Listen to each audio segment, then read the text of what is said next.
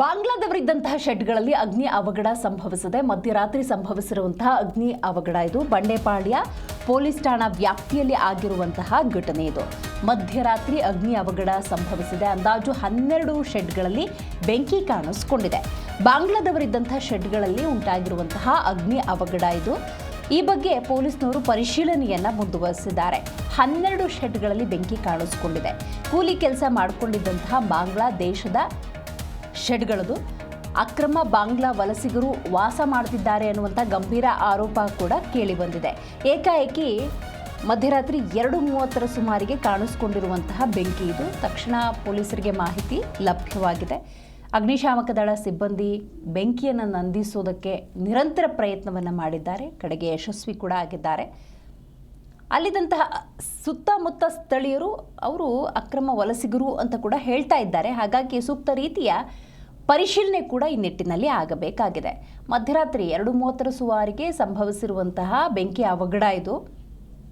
But ಈ ಬೆಂಕಿ ಅವಘಡಕ್ಕೆ ಕಾರಣ ಏನು, ಇದರ ಬಗ್ಗೆ ತನಿಖೆ ನಡೆಸಬೇಕಾಗತ್ತೆ. ಮತ್ತು ಸ್ಥಳೀಯರ ಆರೋಪವನ್ನು ನಾವು ನೋಡ್ತಾ ಹೋಗೋದಾದರೆ ಅಕ್ರಮ ಬಾಂಗ್ಲಾ ವಲಸಿಗರು ಅನ್ನೋದಾದರೆ ಅದು ಹೌದಾ ಅಲ್ವಾ ಅನ್ನುವಂಥ ಪರಿಶೀಲನೆ ಆಗಬೇಕಾಗತ್ತೆ. ಈಗ ಸ್ಥಳೀಯರು ಯಾವ ಆಧಾರದಲ್ಲಿ ಹೇಳಿದ್ದಾರೆ ಮತ್ತು ಅಲ್ಲಿರುವಂತಹ ನಿವಾಸಿಗಳೇನಿದ್ದಾರೆ, ಶೆಡ್ ನಿವಾಸಿಗಳು, ಅವರಲ್ಲಿ ಆಧಾರ್ ಕಾರ್ಡ್ ಇದೆಯಾ, ವೋಟರ್ ಐ ಡಿ ಇದೆಯಾ, ಅಕ್ರಮ ಬಾಂಗ್ಲಾ ವಲಸಿಗರ ಅನ್ನೋದ್ರ ಬಗ್ಗೆ ಸೂಕ್ತ ರೀತಿಯ ಪರಿಶೀಲನೆಯನ್ನು ಪೊಲೀಸರು ನಡೆಸಬೇಕಾಗತ್ತೆ.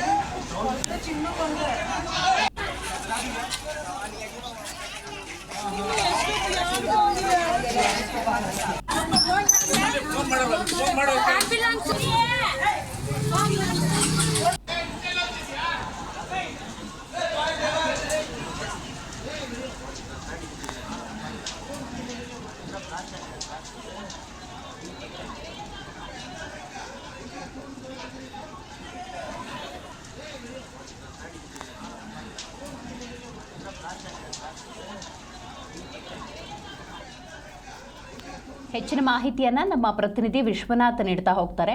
ವಿಶ್ವ, ಬೆಂಕಿ ಅವಘಡಕ್ಕೆ ಕಾರಣ ಏನು ಅನ್ನೋದು ಗೊತ್ತಾಗಿದೆಯಾ? ಯಾವಾಗಿಂದ ಅಲ್ಲಿ ವಾಸವಿರೋದು? ಅವರೆಲ್ಲ ಅಕ್ರಮ ಬಾಂಗ್ಲಾ ವಲಸಿಗರ ಹೇಗೆ?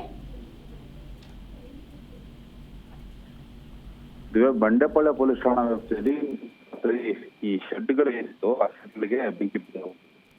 ಇದು ಮೇಲ್ನೋಟಕ್ಕೆ ಯಾರೋ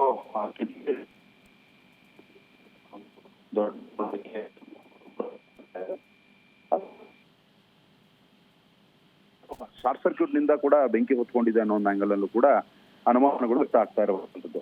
ಸದ್ಯಕ್ಕೆ ಮೇಲ್ನೋಟಕ್ಕೆ ಕಂಡು ಬರ್ತಾ ಇರುವಂತೆ ಇದು ಶಾರ್ಟ್ ಸರ್ಕ್ಯೂಟ್ ನಿಂದ ಸಂಭವಿಸಿರುವಂತಹ ಒಂದು ಬೆಂಕಿ ಅಂತ ಕೂಡ ಹೇಳಲಾಗ್ತದೆ.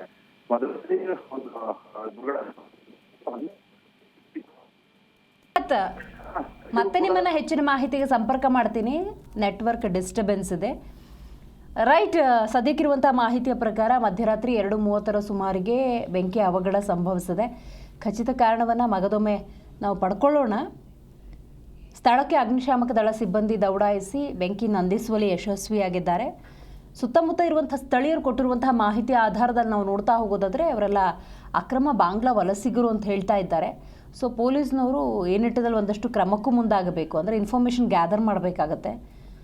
ಅವರು ವಲಸಿಗರ, ಅಕ್ರಮ ಬಾಂಗ್ಲಾ ವಲಸಿಗರ, ಎಷ್ಟು ವರ್ಷದಿಂದ ಇಲ್ಲಿದ್ದಾರೆ, ಏನು ಕೆಲಸ ಮಾಡ್ತಾರೆ, voter I D Aadhaar card ಏನಾದ್ರು ಮಾಡ್ಕೊಂಡಿದ್ದಾರಾ, ಅಕ್ರಮ ಬಾಂಗ್ಲಾ ವಲಸಿಗರು ಇಲ್ಲೇನಾದರೂ ದುಡ್ಡು ಕೊಟ್ಟು ಮಾಡ್ಕೊಂಡಿದ್ದಾರಾ, ಈ ರೀತಿ ಒಂದಷ್ಟು ಪ್ರಶ್ನೆಗಳು ಖಂಡಿತವಾಗ್ಲೂ ಉದ್ಭವಿಸಿದೆ.